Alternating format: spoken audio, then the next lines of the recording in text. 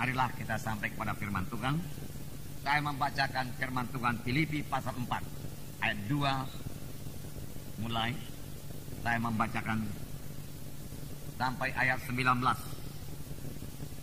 Kita sama-sama saja membaca, biar kita semua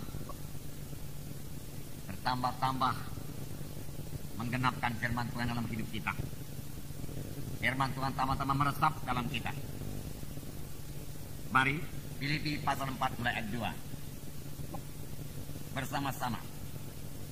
Euodia ku nasihati dan Sintise ku nasihati, supaya sehati sepikir dalam Tuhan. Bahkan ku minta kepadamu juga Sonsugos, temanku yang setia, tolonglah mereka.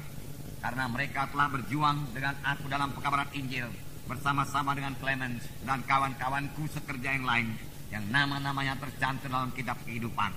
Mari semua. 4. Bersukacitalah senantiasa dalam Tuhan. Sekali lagi kuatakan bersukacitalah. Hendaklah kebaikan hatimu diketahui semua orang. Tuhan sudah dekat. Janganlah hendaknya kamu khawatir tentang apapun juga, tapi nyatakanlah dalam segala hal keinginanmu kepada Allah dalam doa dan permohonan dan ucapan syukur. Damai sejahtera Allah yang melampaui segala akal akan memelihara hati dan pikiranmu dalam Kristus Yesus. Jadi akhirnya saudara-saudara, semua yang benar, semua yang mulia, adil, suci, semua yang manis, semua yang sudah didengar, semua yang disebut kebajikan dan patut dipuji, pikirkanlah semuanya itu. Dan apa yang telah kamu pelajari, dan apa yang telah kamu terima, dan apa yang telah kamu dengar, dan apa yang telah kamu lihat padaku, lakukanlah itu. Maka Allah sumber damai sejahtera akan menyertai kamu. Aku sangat bersukacita dalam Tuhan, bahwa akhirnya pikiranmu dan perasaanmu bertumbuh kembali untuk aku. Memang selalu ada perhatianmu, tetapi tidak ada kesempatan bagimu. Kukatakan ini bukanlah karena kekurangan, sebab aku telah belajar mencukupkan diri dalam segala keadaan. Aku tahu apa itu kekurangan, aku tahu apa itu kelimpahan. Dalam segala hal dan dalam segala perkara tidak ada sesuatu yang merupakan rahasia bagiku, baik dalam hal kenyang maupun dalam hal kelaparan, baik dalam hal kelimpahan maupun dalam hal kekurangan. Segala perkara dapat kutanggung dalam Dia yang memberi kekuatan kepadaku. Namun baik juga perbuatanmu, bahwa kamu telah mengambil bahagian dalam kesusahanku. Kamu sendiri tahu juga, hai orang-orang Filipi, pada waktu aku baru mulai mengabarkan Injil, ketika aku berangkat dari Makedonia, jemaat yang mengadakan perhitungan hutang piutang dengan aku selain daripada kamu. Karena di Tesalonika pun kamu telah 1-2 kali mengirimkan bantuan kepadaku. Tetapi yang kuutamakan bukanlah pemberian itu, melainkan buahnya yang makin memperbesar keuntunganmu. Kini aku telah menerima semua yang perlu daripadamu, malah lebih daripada itu. Aku berkelimpahan, karena aku telah menerima kirimanmu dari Epaphroditus, suatu persembahan yang harum, suatu korban yang disukai dan yang berkenan kepada Allah. Allahku akan memenuhi segala keperluanmu menurut kekayaan dan kemuliaannya dalam Kristus Yesus. Sampai di situ dulu. Saudaraku, yang pertama nasihat Paulus, saudara, kepada sidang Filipi. Sini dikatakannya Euodia ku nasihati dan Sintise ku nasihati, supaya sehati sepikir dalam Tuhan. Saudara, tentunya ada perselisihan di antara mereka, dan tiap-tiap perselisihan ini menduka citakan Roh Kudus. Tuhan menghendaki setiap anak-anaknya saling mengasihi. Tuhan menghendaki setiap anak-anaknya bersatu dan bersehati dalam pekerjaan Tuhan. Hanya satu gereja Tuhan, satu sidang Tuhan yang bersatu dan bersehati, yang bisa mengerjakan pekerjaan Tuhan, yang bisa menggenapkan amanat agung.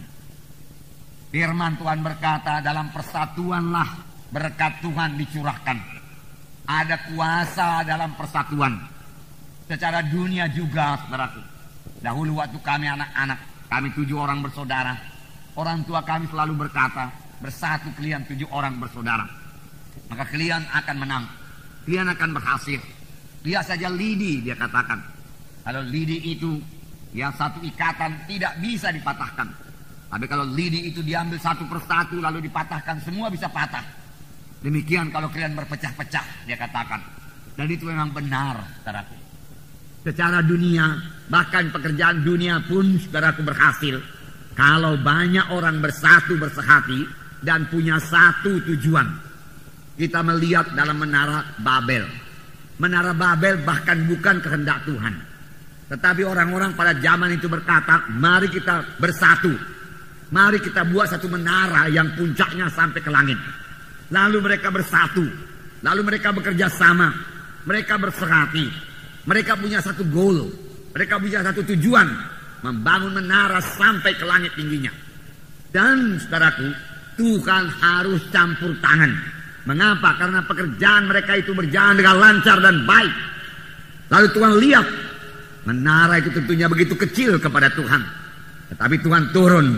Dan Tuhan hanya memecahkan bahasa mereka. Dengan pecahnya bahasa mereka, mereka tidak mengerti satu sama lain. Maka persatuan mereka juga pecah. Dengan pecahnya persatuan mereka, mereka tidak sanggup lagi, tidak dapat lagi membangun menara Babel. Tapi kalau mereka bersatu, mereka sanggup membangun bangunan yang bagaimanapun besarnya. Saudaraku, yang kekasih dalam nama Yesus, perlu persatuan dalam sidang Tuhan.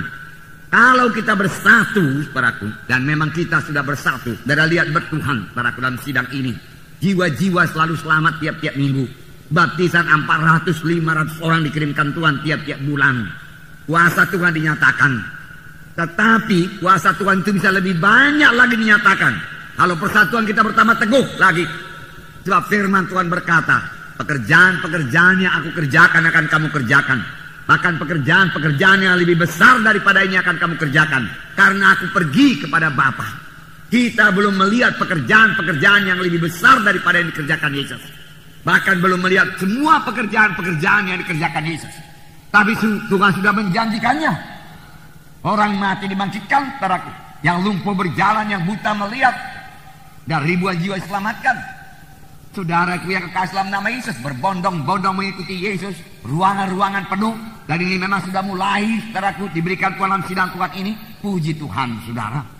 Tapi kalau kita lebih bersatu, lebih bersekati, lebih memperhatikan satu sama lain, maka kuasa Tuhan akan bertambah-tambah, luar biasa lagi dinyatakan. Amin, saudara. Inilah kuasa persatuan. Firman Tuhan berkata, jikalau 2 orang daripadamu di dunia ini bersatu, bersekati, mohon satu perkara kepada Tuhan, maka apapun juga permintaan mereka itu akan dikabulkan oleh Bapakku yang di sorga.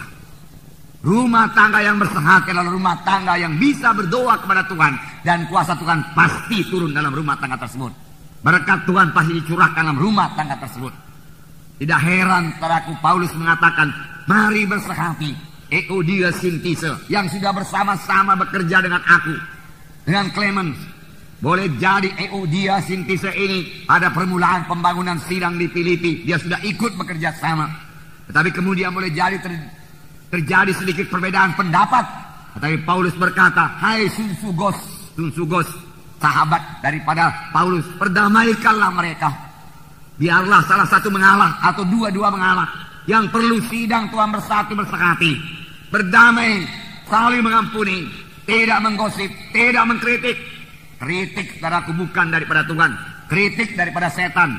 Saudaraku, untuk memecah belah sidang Tuhan, supaya kuasa Tuhan jangan bekerja dalam sidang Tuhan. Setan tidak suka kuasa Tuhan nyatakan dalam sidang Tuhan. Kalau kuasa Tuhan tidak dinyatakan, saudaraku, jiwa-jiwa tidak dapat berkat. Kita rindu kuasa Tuhan. Oleh sebab itu, mari kita bersatu. Mari kita berserati. Amin, saudara. Firman Tuhan berkata, hendaklah kamu berdamai satu dengan yang lain. Firman Tuhan berkata, mengalah. Firman Tuhan berkata, perhatikan kepentingan orang lain juga. Jangan kepentingan diri kita sendiri. Care kita, memperhatikan orang lain, mendoakan orang lain. Kerap kali kalau kita sudah mendoakan orang lain, kita tidak mengkritiknya lagi.